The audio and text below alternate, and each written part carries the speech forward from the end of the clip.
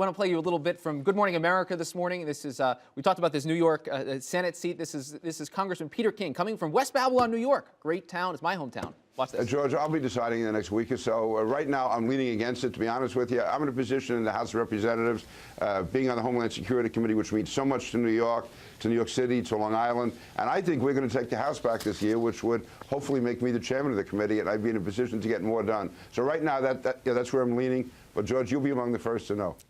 All right, Congressman Peter King saying they are going to win the House back after all. Oh, just like Michael. It took Chris Van Hollen 2 minutes to come up with that Michael Steele quote. I would lead with that if I were him every single time. We're joined by Anna Marie Cox from Air America. Anna, let's start obviously with the big news of these retirements.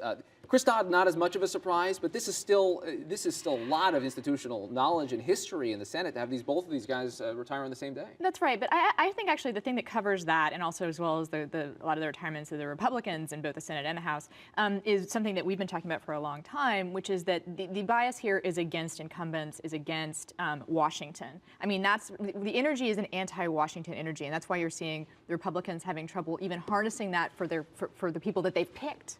Much less for the people who are already incumbents. But of course, there are more Democratic incumbents when you have majorities. There are. Right? So it's not just an incumbent problem. It actually, just due to the size of their majorities, it becomes also more acutely a Democratic problem. Right, more acutely. But I think that has to do with the incumbency more than I think it has to do with some specific policies. I think people are upset that nothing's happening. I mean, that's actually, again, something we talk about a lot.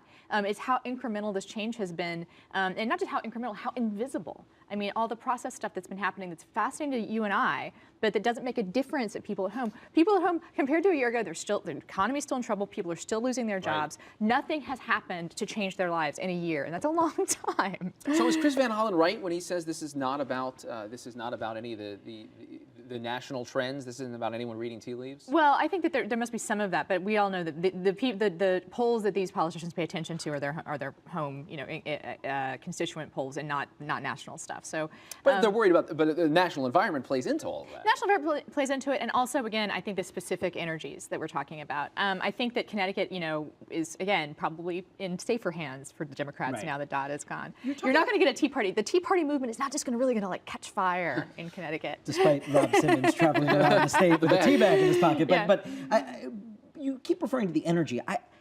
Do you see any energy on the Democratic side right now? I mean, it seems to me that the only energy in politics right now is in that anti-establishment, anti-tax, anti-spending, anti-Washington Tea Party activist movement. Well, what's interesting to me is the energy that I do see on the Democratic side is actually more properly probably called the progressive side or the liberal side, and it's a similarly angry energy.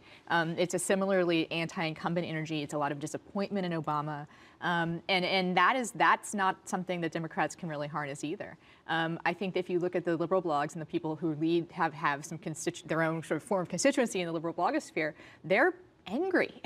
they're the fact that Jane Hampshire of Fire Dog Lake is partnering with Grover Norquist of Americans for Tax Reform to get rid of Rahm.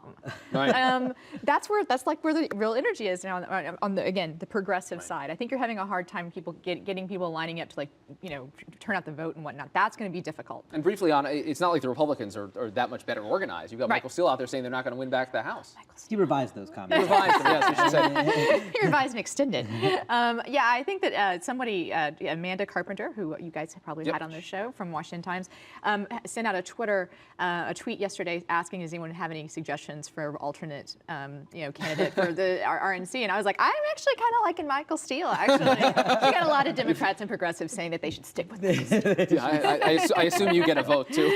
Anna Marie Cox from Air America, thanks for being here. Thank you very much. Happy New Year. That does it for this. See, I broke the rule. It's too late in the week to say Happy New Year. But, that does it for this edition of Top Line. Be sure to click us on again tomorrow. Twitter.com/The Note. Keep the conversation going. It feels good to be in an election year, doesn't it? It does. It's just like the whole sky opens up, the light.